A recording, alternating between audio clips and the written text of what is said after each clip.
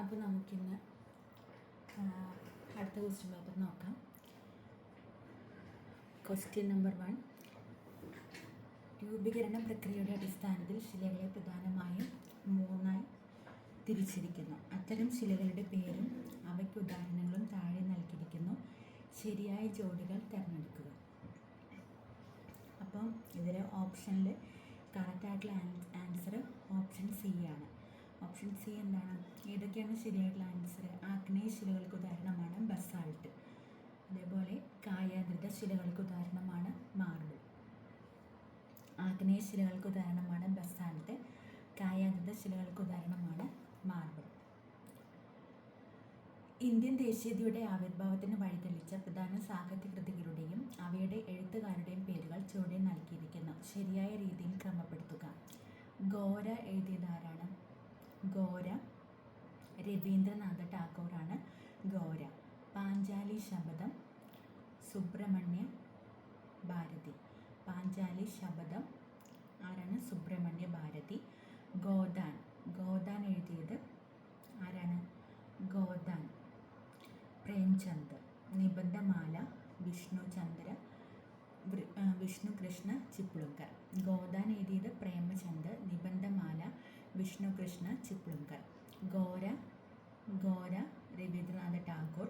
പാഞ്ചാലി ശപഥം സുബ്രഹ്മണ്യ ഭാരതി.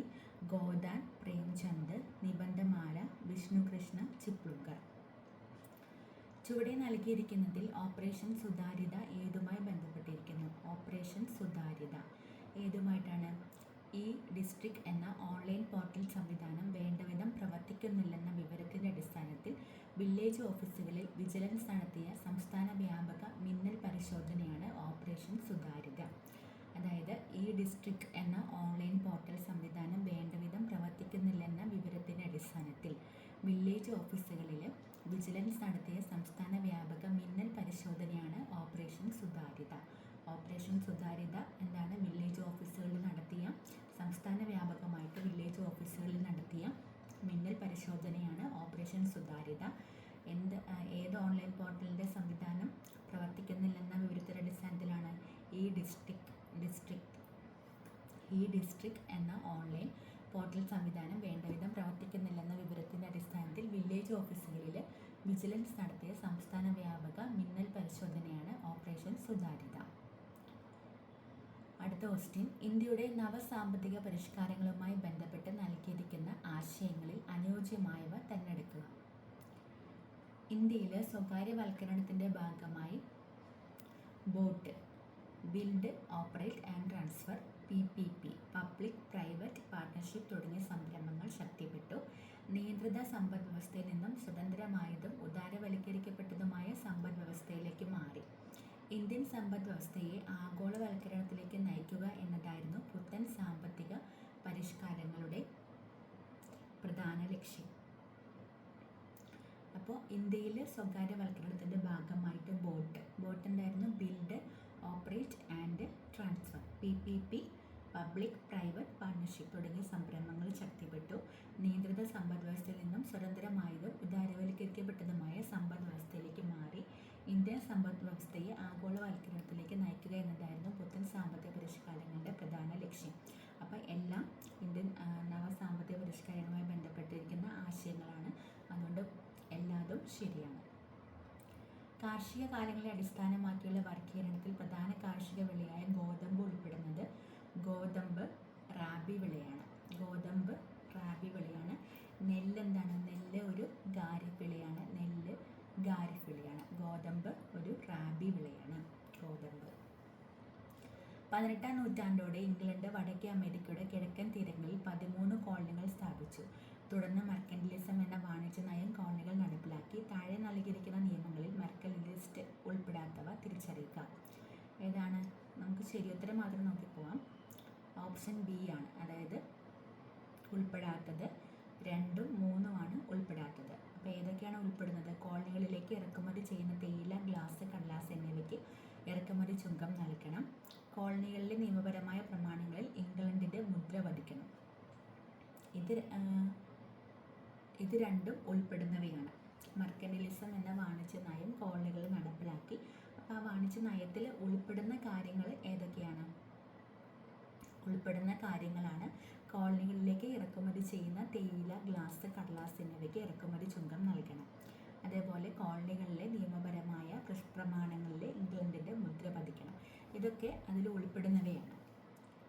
താഴെ തന്നിരിക്കുന്ന സിനിമകളെയും അവയുടെ സംവിധായകരെയും തിരിച്ചറിഞ്ഞ് ജോഡികൾ ക്രമപ്പെടുത്തുക.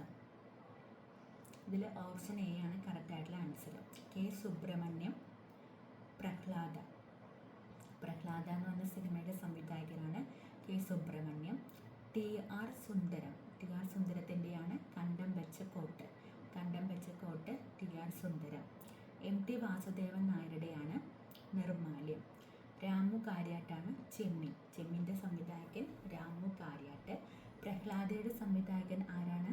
പ്രഹ്ലാദയുടെ സംവിധായകൻ ആരാണ്? കെ സുബ്രഹ്മണ്യം. കെ സുബ്രഹ്മണ്യത്തിൻ്റെതാണ് പ്രഹ്ലാദ.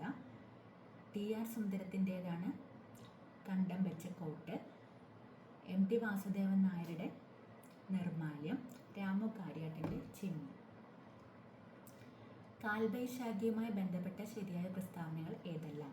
കാൽബൈശാഖിയുമായി ബന്ധപ്പെട്ട ശരിയായ പ്രസ്താവനകൾ ഏതെല്ലാമാണ്? ഉഷ്ണകാലത്ത് പശ്ചിമ ബംഗാളിൽ അനുഭവപ്പെടാറുള്ള ഇടിയോട് കൂടിയ ശക്തമായ മഴയാണിത്. ആലിപ്പഴ വീഴ്ചയും കാറ്റും പ്രധാന സവിശേഷതകളാണ്. അപ്പോൾ ഓപ്ഷൻ ഡി ആണ് ശരി. 3, 4 ശരിയായിട്ടുള്ളത്. ഉഷ്ണകാലത്ത് പശ്ചിമ ബംഗാളിൽ അനുഭവപ്പെടാറുള്ള ഇടിയോട് കൂടിയ ശക്തമായ മഴയാണിത്, കാൽബൈശാഖി എന്ന് പറയുന്നത്. അതേപോലെ ആലിപ്പഴ വീഴ്ചയും കാറ്റും പ്രധാന സവിശേഷതകളാണ്. താഴെ തന്നിരിക്കുന്നവയിൽ ശരിയായ പ്രസ്താവന ഏത്? ഹൈക്കോടതികൾക്ക് എല്ലാ കോടതിയുടെ മേൽനോട്ടത്തിനുള്ള അധികാരം ഉണ്ടായിരിക്കുമെന്ന് അനുച്ഛേദം 227 പ്രസ്താവിക്കുന്നു. അത് ശരിയാണ്. കോടതികളുടെ അധികാരികത യൂണിയൻ പ്രദേശങ്ങളിലേക്ക് വ്യാപിപ്പിക്കുവാൻ പാർലമെന്റിന് അധികാരമുണ്ട്. 1991 69 ഭേദഗതിക്ക് ശേഷം ഡൽഹി ദേശീയ തലസ്ഥാന പ്രദേശമായി അറിയപ്പെടുന്നു. ദേശീയ പട്ടിക ഗോത്രവർഗ കമ്മീഷനിൽ ഒരു ചെയർപേഴ്സണും വൈസ് ചെയർപേഴ്സണും മറ്റ് 3 അംഗങ്ങളും ഉണ്ടായിരിക്കും. അപ്പോൾ ഇതിൽ പറയുന്ന 4 ഓപ്ഷൻസും ശരിയാണ്. എന്താണ്? ഹൈക്കോടതികൾക്ക് എല്ലാ കോടതിയുടെയും മേൽനോട്ടത്തിനുള്ള അധികാരം ഉണ്ടായിരിക്കുമെന്ന് ആർട്ടിക്കിൾ 227 പ്രസ്താവിക്കുന്നു. ഹൈക്കോടതികളുടെ ആധികാരികത യൂണിയൻ പ്രദേശങ്ങളിലേക്ക് വ്യാപിപ്പിക്കുവാൻ പാർലമെന്റിന് അധികാരമുണ്ട്.